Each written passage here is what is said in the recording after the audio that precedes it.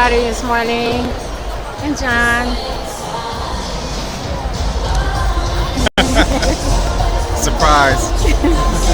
I just want to take a quick view. People are starting to come in.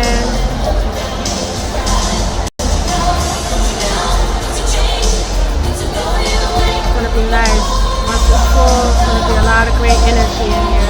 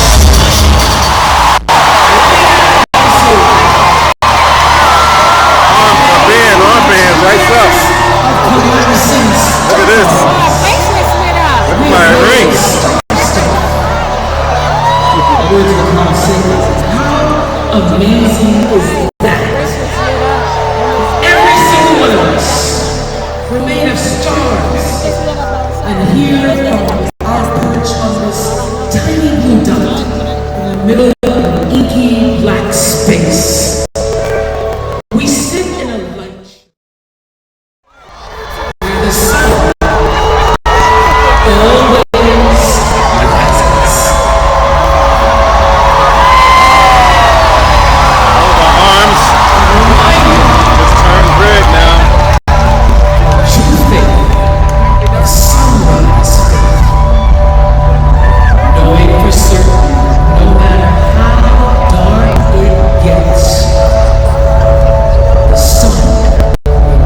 always rises.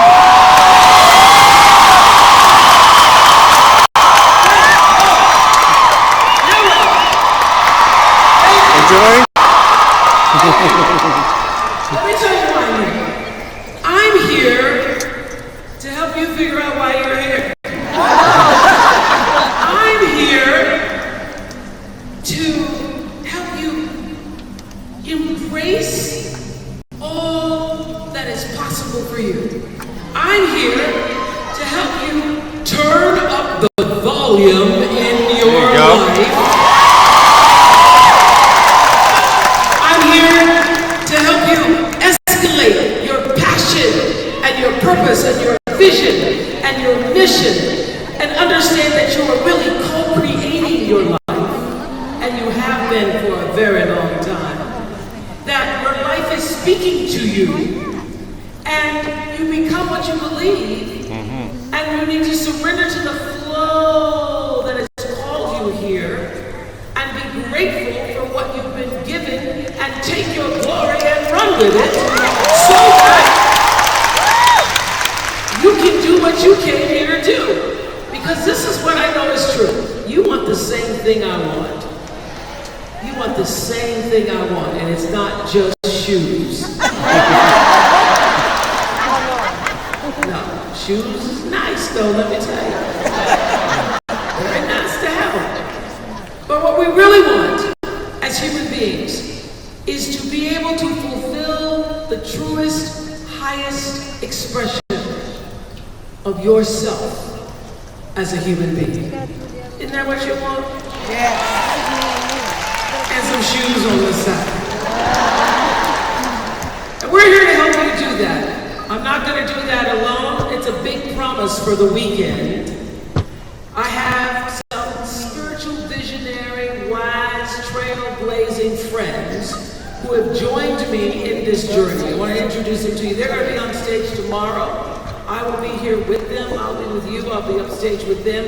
Rob Bell, stand up, say hello to the people.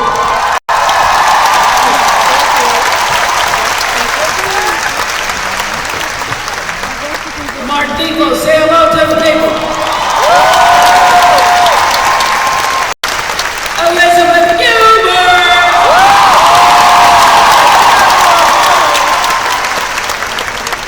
And Iyanla Vanzant.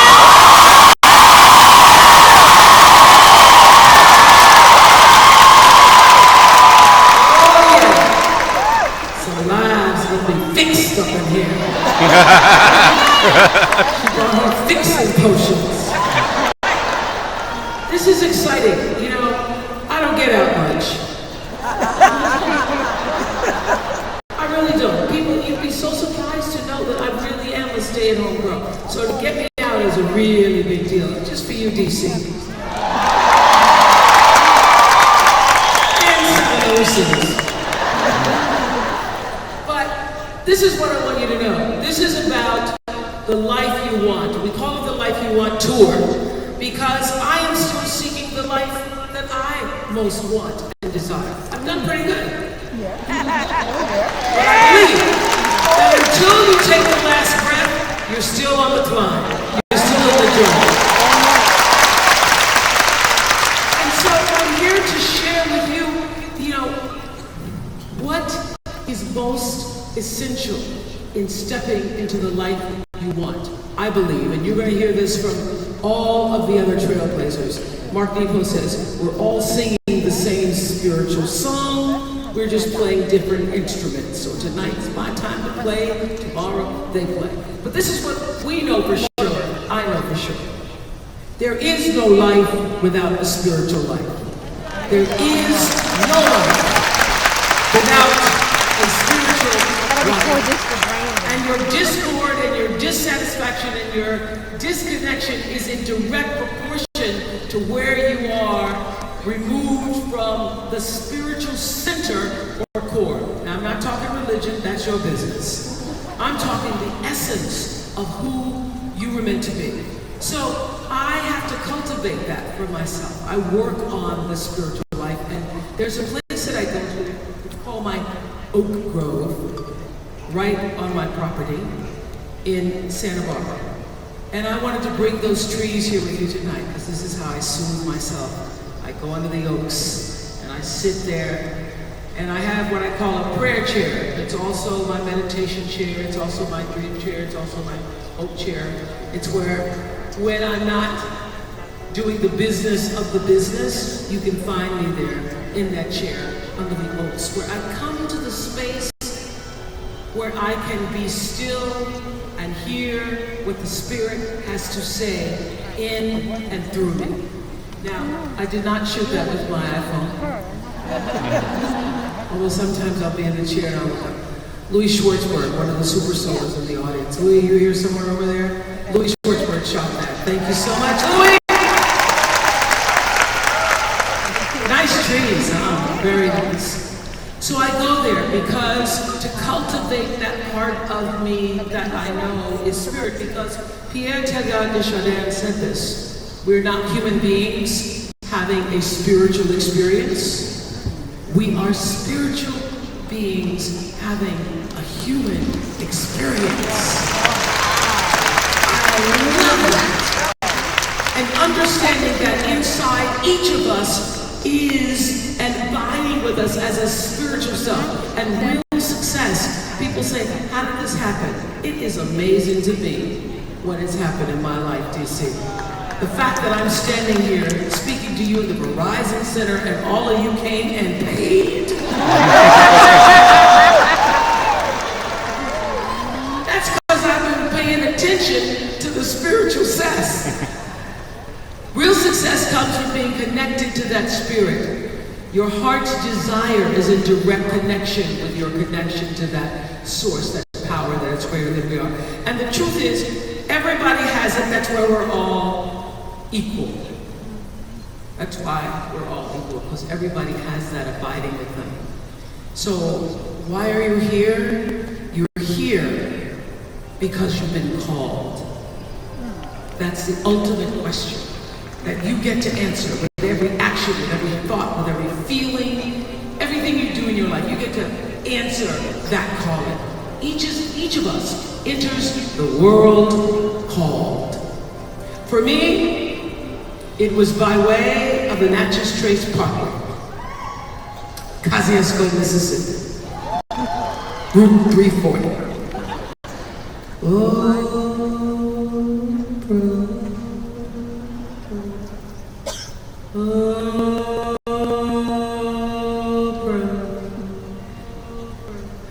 It was supposed to be Oprah, but my mother got the P before the R and got misspelled on the birth certificate.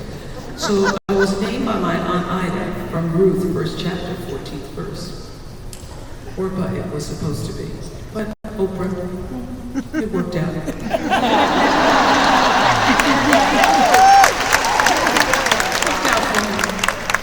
At the time, I didn't want to be named Oprah because when I was watching Romper Room,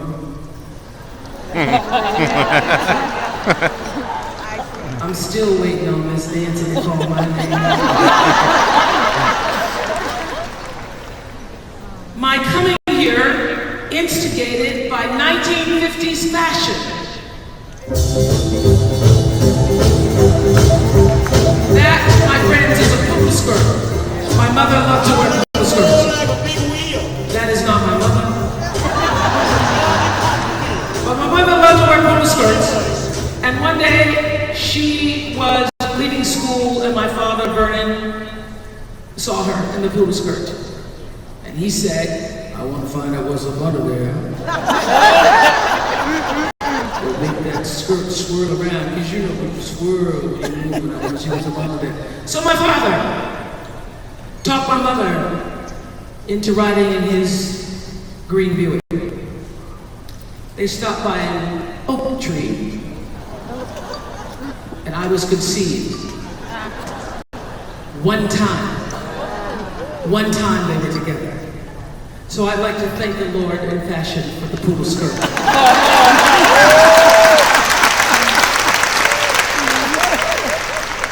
Could it have been so random? No, I don't think so.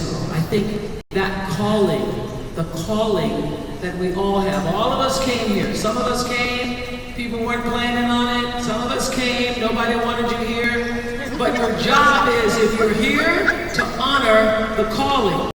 Now, I started to know at a very early age because I was raised by my grandmother, and for the first 6 years of my life, I lived in Mississippi where we had no running water, no electricity. And I was watching my grandmother on the back porch, from the back porch. She was outside hanging clothes, boiling clothes in an old black pot. And I remember seeing her hanging the clothes, and the moisture was cold, so it was coming from her mouth, and I could see that it was cold. And she was holding the clothespins, and she said, "Oprah Gail, you better watch me now, girl, because one day you're going to have to learn how to do this for yourself." And the little voice inside myself, the same one that you have, that little voice said,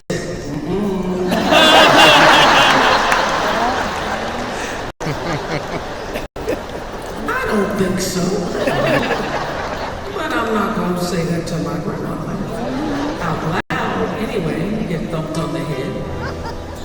I could feel inside myself that my life would be bigger than my front yard in Mississippi. I could feel that inside myself. And that feeling, that voice, the spirit of that, I have listened to my entire life. And that feeling, that spirit, that voice is what put me on this stage tonight with you. It's the same thing you have. So, I followed it all the way to DC to the Verizon Center. Understanding that every one of us has a purpose. Now, people get all confused about purpose. They think that purpose has to be some major big thing. And it doesn't. I'm telling you, the ordinary moments of your life that you are living every day and leading every day are creating the extraordinary life of your purpose for being here on earth. I remember saying to my beloved Maya Angelou, I said, "Maya, oh my God, I'm so happy about my school. I opened the school, and the school's going to be my legacy." And Maya said, "You have no idea what your legacy will be." Excuse me, I thought I had a legacy with the school. She said, "You have no idea what your legacy will be. Your legacy is everybody who's ever watched the show and made a decision after watching that show they were going to go back to school.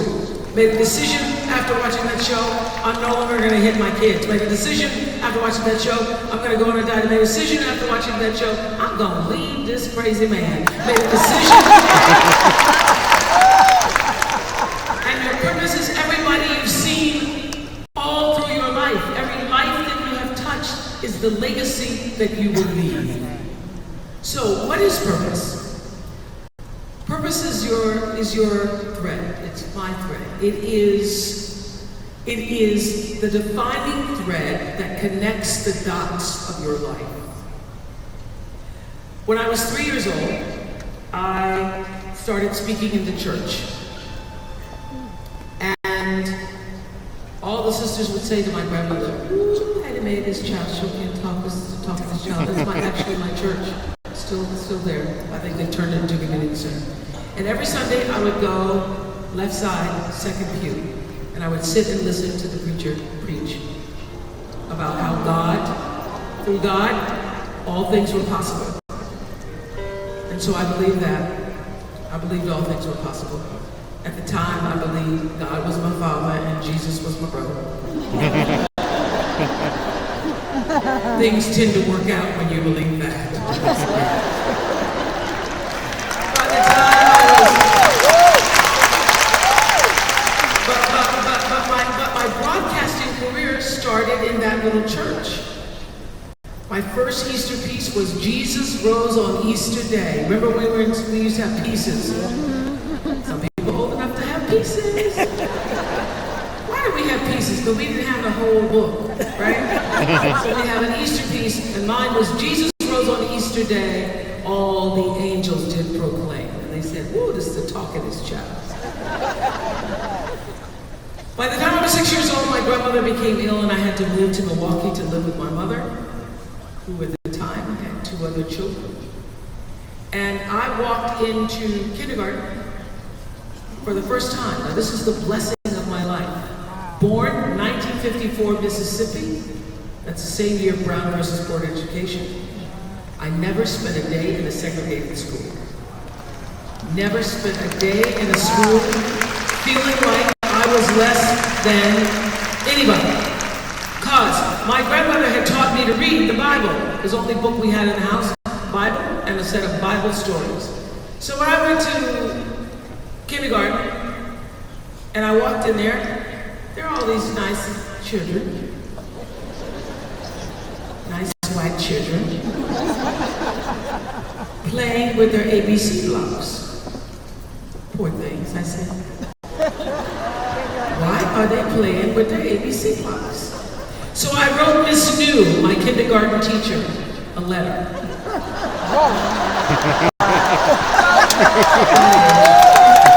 I said, dear Miss New, I do not belong here.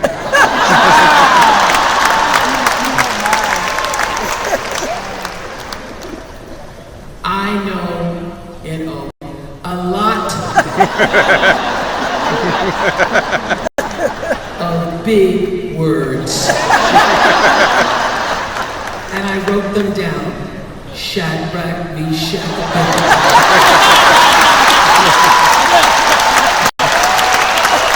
Jeremiah, Nehemiah, Deuteronomy, Leviticus, and just in case, hippopotamus, and elephant. Boy, Miss New was impressed. She took me to the principal's office and the principal said, who did this? I said, I did. And I got myself moved to first grade the first day.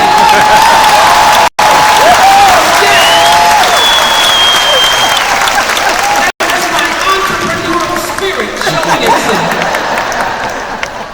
By the time I was 8 years old, I grew up in the church, so there were always teas and Women's Day services and having to go in the afternoon. Church would last all day. And one day, one of the little girls was late and couldn't show up, or wasn't available to show up. So my stepmother said, I'll have Oprah back by 4 o'clock service, and she will know something. So I went home and I learned Invictus by William Ernest Henley. Out of the night that covers me, black as a pit from pole to pole, I thank whatever gods may be for my unconquerable soul. The poem goes on to talk about beneath the bludgeon news of chance. My head is bloody yet unbound. But this is my favorite line. It matters not how straight the gate or how charged with punishments the scroll. I am the master of my fate. I am the captain of my soul. Now, at 8 years old, I didn't even know what I was talking about, but it sounded good. And that poem lived inside me. I am the master of my fate. I am the captain of my soul. Became my inner spiritual mantra. And I used it throughout my life. By the time I was 16, I entered the Miss Fire Prevention contest. Don't ask me why. There was a local radio station. They had heard about me speaking and they said, we want to hear you in Miss Fire Prevention contest. Now the thing about this photo, this is the next day. Those girls are so shocked. This is 1971, they are more shocked than I was.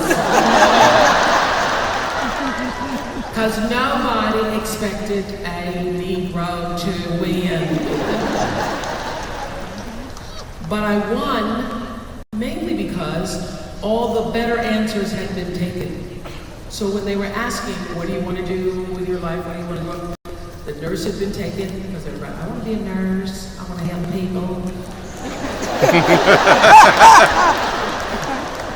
want to say teacher, but teacher was taken. So I was really just trying to think, and I had seen Barbara Walters on the television that morning. Isn't that something? So I made this up. I would like to be a broadcast journalist.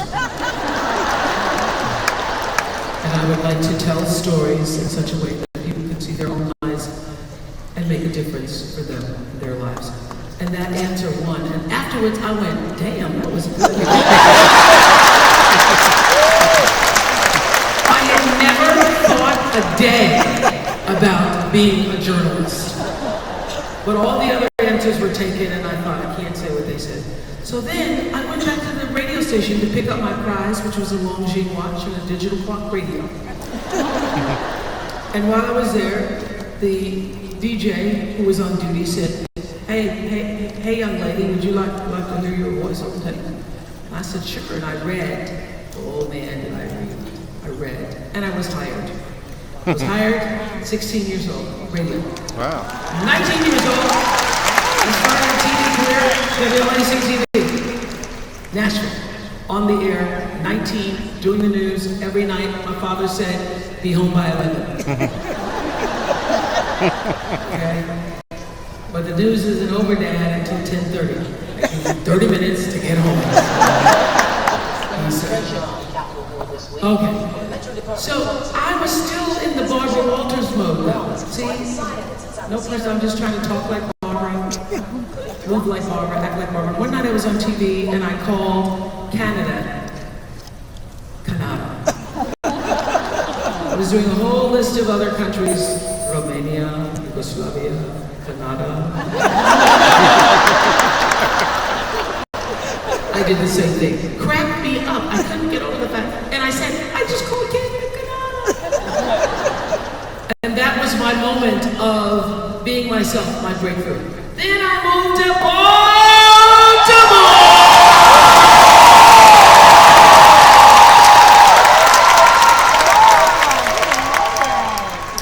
I had some days in Baltimore. Richard can tell you this too. Richard Sher. Richard Sher was my partner on People Are Talking.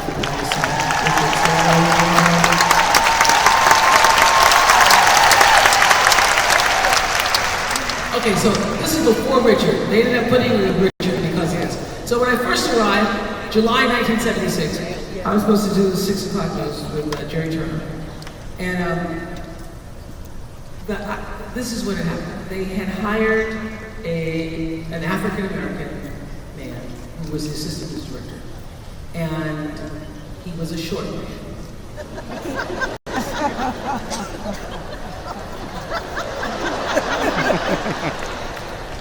Who had just recently been given a little power. See, you know.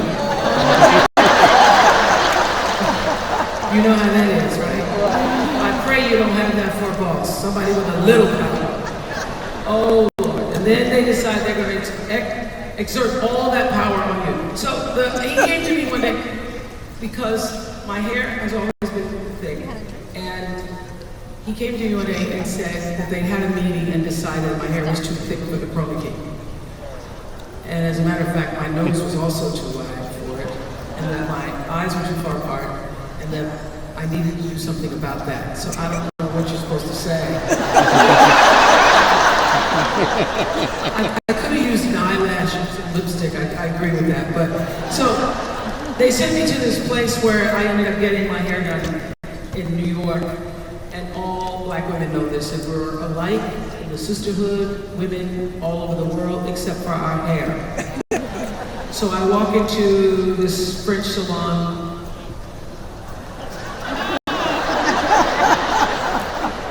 And I do say, excuse me, do you do black hair? He says, oui, madame, we do black hair, we do blonde hair, we do red hair, we do your hair.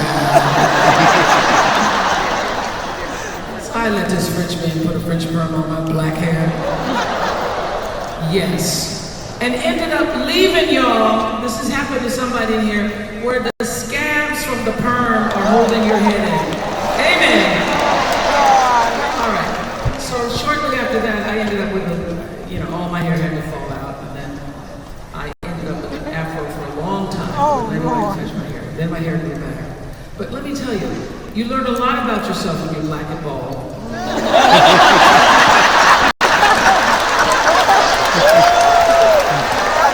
And trying to do the evening news and look at all straight